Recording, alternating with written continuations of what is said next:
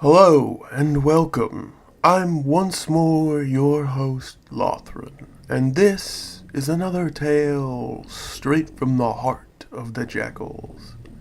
There's work to be done, so let's put our minds to the task and finish what we've already started. So hurry up and grab that snack on your mind. Settle into the best spot you can snatch. Get all nice and comfortable, and listen close and carefully to Hunted. Lee scrambled on all fours, practically galloping into the bushes, turning back to see if they had followed. He held his breath while his lungs scorched away inside his chest. The boy waited and watched, knowing a single mistake could end him utterly. The first of the monsters showed up only a moment or two later. They crawled along on all fours, but while they had bodies of bipeds, they scrambled over the ground, arms and legs akimbo, in such a stilted, disjointed, strange fashion that Lee wondered if these things were even alive at all.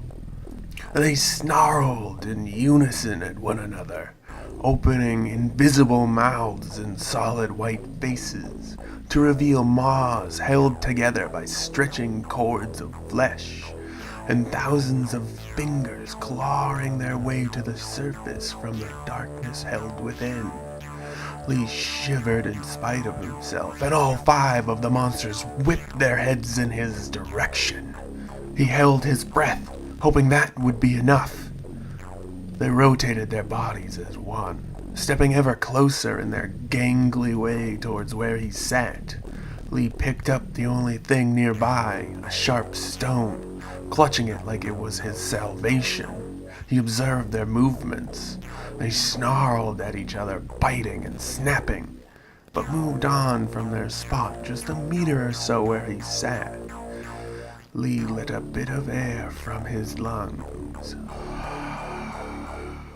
One of them pounced upon his frail form from the side, gripping with its all too jackal-like hands upon his shoulders, shoving its face against him, the thousand fingers digging and scraping as he cried out in agony, each digit from within the mouth gouging a small fraction of skin and muscle away. Lee smashed at its face with his stone, struggling to free himself while barely seeming to do anything at all. Another sprang upon him, seeking to clutch his flailing limbs, while a third circled around, looking for an opening. I won't die like Mom and Dad, Lee thought to himself. I won't just fall over and shut my eyes and never wake up. He kept hammering with the stone, thinking about how they coughed and puked blood. Just laying there while these things came upon them and ripped them to pieces. I won't be like that. I won't be like my parents. I have to break free. I have to get free. Somehow he wriggled free, and he thrashed himself loose of the last one, stumbling off through the woods. His shoulders burned while he randomly tossed his feet out in front of him. Lee fought his aching, burning hot lungs, battling with each stride to keep enough air in them to propel him forward for another second. Hearing them following behind him, he kept moving, he kept fleeing, he kept moving in some direction. He didn't want to be here, he didn't want to be anywhere. He had to get away from these things, he had to be free, he had to live. He wasn't going to die like his parents. One of the monsters pounced on his back, its pale, gray-white, stinking, death-rotten, slimy skin rubbing up against him. Lee dragged himself and it across the damp, leaf-strewn ground as it ripped into the same shoulder that had been struck by the previous beast. And then another arrived, knocking Lee aside as he scrambled out of range of the first. Winded from the heavy impact, Lee got to his feet and wandered blindly through the woods. He ran beyond any idea he'd ever had, beyond his wildest imaginings of ever becoming the greatest athlete or warrior to ever live. He ran and ran through the trees, and then he struck something. It was solid and true in a way that nothing else had ever been. He was so weak he bounced back several feet. Lee cried out in pain as he landed wrong on one of his feet.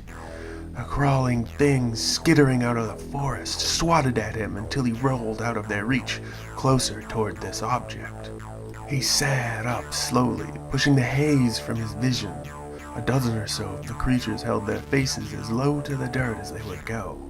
A few meters from where he sat, Lee felt a thin tree behind him, tall and smooth, and another beside it.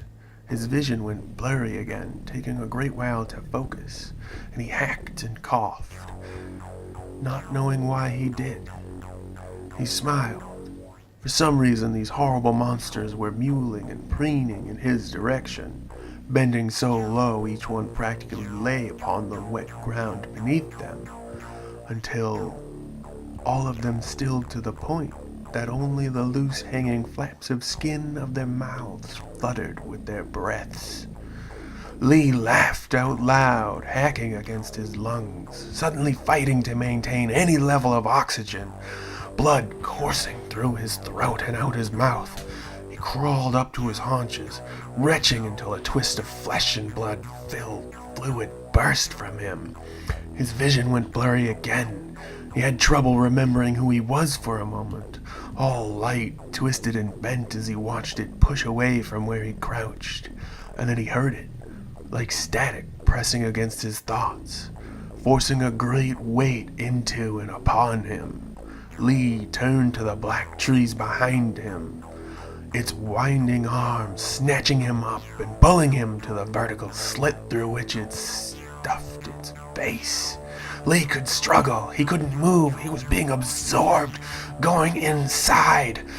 The vertical maw, the empty space between. He could barely think. Soon he knew even that would be taken from him. Reality shook and twisted. And then his slumbering form fell to the cold dirt. He would awaken as it wanted him to. He would go. Find more to rip and change and edit, and it would lead to more and more, until all were made to serve. It waited, now a part of Lee. And so it is, we have come to the end of our time together yet again.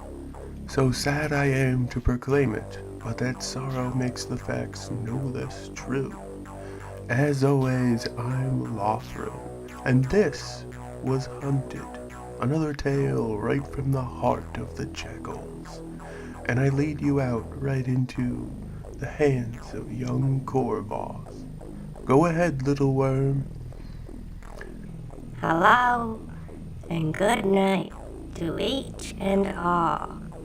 Please leave your comments, questions, and kindness down below. Like and share to help us learn, spread, and grow. And don't forget, we implore each and every one of you to do your absolute best to stay safe out there. Goodbye, everybody. Good luck and goodbye. Bye-bye.